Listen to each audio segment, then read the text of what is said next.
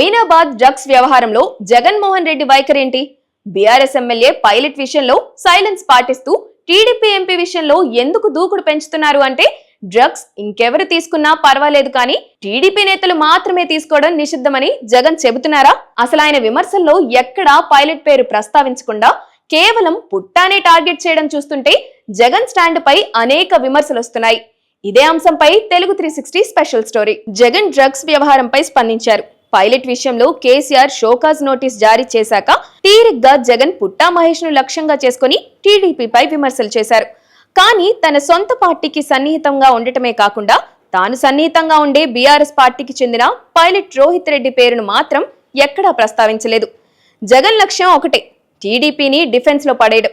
పుట్టా మహేష్ కూటమి సర్కార్లో ఎంపీగా ఉన్నారు.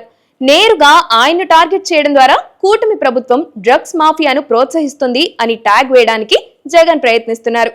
అదే సమయంలో రోహిత్ రెడ్డి పేరు తీస్తే తను సన్నిహితంగా ఉండే బీఆర్ఎస్ అగ్రనేతలకు కోపం వస్తుందనే ఒపీనియన్ తోనే రోహిత్ రెడ్డి పేరును ఆయన స్కిప్ చేసినట్లుగా కూడా తెలుస్తోంది.